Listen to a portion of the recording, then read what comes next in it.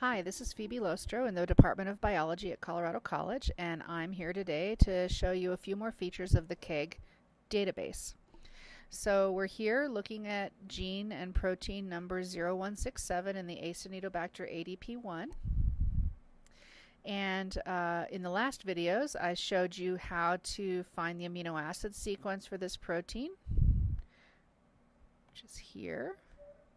I showed you how to scroll down to find the nucleotide sequence, which is here. And I also showed you how to use the ortholog button.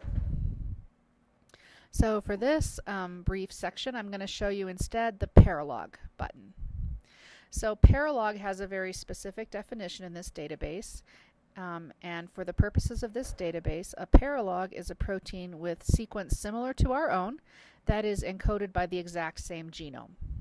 So let's click on Paralog. Okay, and as you can see, there's a whole list of proteins starting from most similar to a little bit similar from top to bottom. Encoded by this genome that are similar to our protein.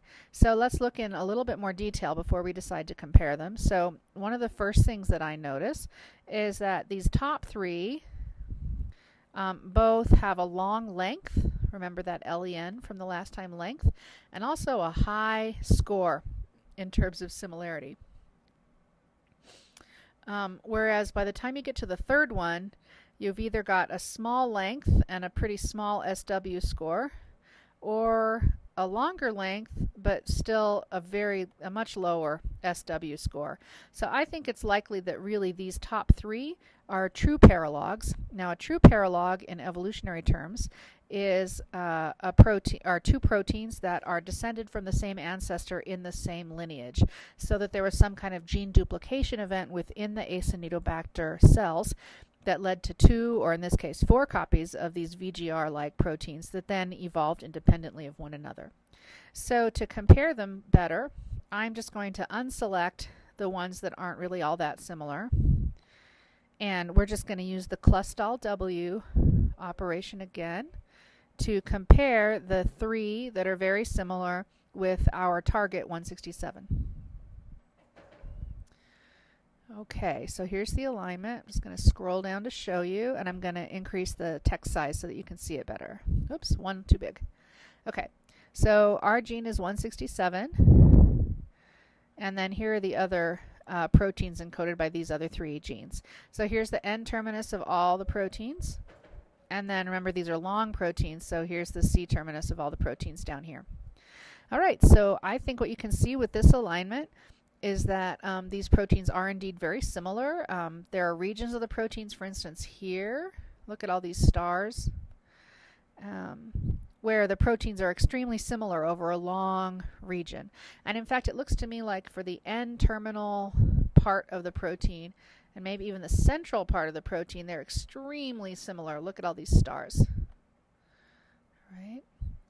But when you start to get to the C-terminal end of some of these proteins, let's say starting around here, you start to lose similarity quite a bit. And then the proteins are sort of more unique at their C-terminal ends.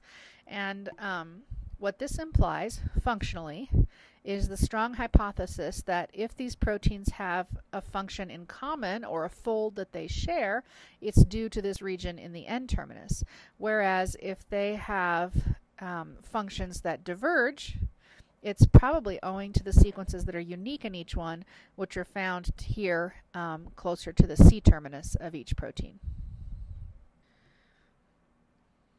Okay, now that you've seen the alignment for the paralogs, I'm just going to close out of this window, and I'm going to go back to the original screen that has the summary of a lot of information about protein 0167. I'm going to stop this screencast at this point, and thank you for your attention.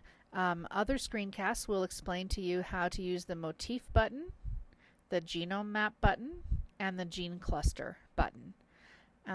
But for now, thanks and have a great day.